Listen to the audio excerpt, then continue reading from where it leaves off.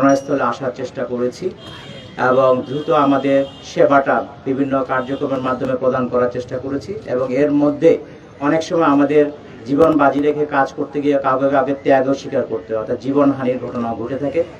তো এই তিনটার সমন্বয়ে আমরা দেশ ও জাতির সাথে সবসময় 24 ঘন্টা সর্ব অবস্থায়, এটা অগ্নি দুর্ঘটনা হোক, ভূমিকম্পের দুর্ঘটনা হোক, কোথাও ল্যান্ডস্লাইড হোক, বজ্রপাত হোক, পানিতে ডুবার ঘটনা ঘটুক, রাস্তায় ট্রাফিক অ্যাক্সিডেন্ট হোক, যে কোনো জায়গায় যে কোনো সময়ে আমরা 102 বা অন্য কোনো মাধ্যমে বা 999-এর মাধ্যমে খবর পেলে আমরা দ্রুত আমাদের স্টেশনগুলি থেকে রেসপন্স করি।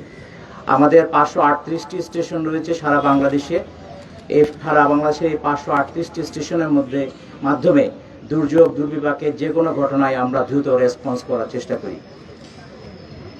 আমরা সবাই জানি বাংলাদেশ একটি দুর্যোগ প্রবণ দেশ, অতএব এই দুর্যোগকে কিভাবে দ্রুত এবং দক্ষতার সাথে মোকাবিলা করা যায় সেটা হচ্ছে প্রস্তুতি নিতে হয় যখন দুর্যোগটা ঘটে নাই তখন।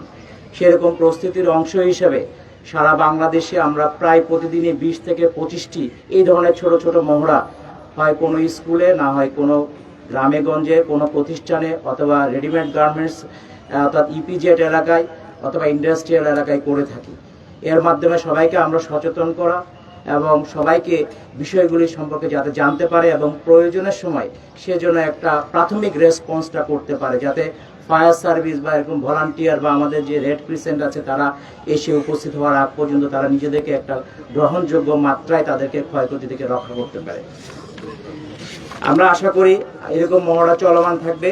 বাট আমরা আমাদের সবচেয়ে যেটা কৃতজ্ঞতা জানাতে চাই, আমরা প্রায় সময় দুর্যোগ মন্ত্রণালয় থেকে আমরা বিভিন্ন পর্যায়ে যন্ত্রপাতির মাধ্যমে, যেমন আপনারা আজকে দেখেছেন আমাদের বামে আমাদের টার্ন টেবল লেডার ছিল, অর্থাৎ উঁচু মইযুক্ত সিঁড়ি, ওয়াটার টেন্ডার গাড়ি এবং বিভিন্ন ইকুইপমেন্ট আমরা সময় সময়ে পেয়ে থাকি, যেগুলি আমাদের ক্যাপাসিটি বিল্ডিংয়ে একটা পজিটিভ রোল প্লে করছে।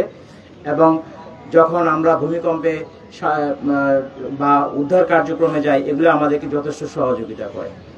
আপনারা দেখেছেন ভলান্টিয়াররা কাজ করেছে। আমাদের সারা বাংলাদেশে ফায়ার সার্ভিসের 55,000-এর উপরে ভলান্টিয়ার রয়েছে।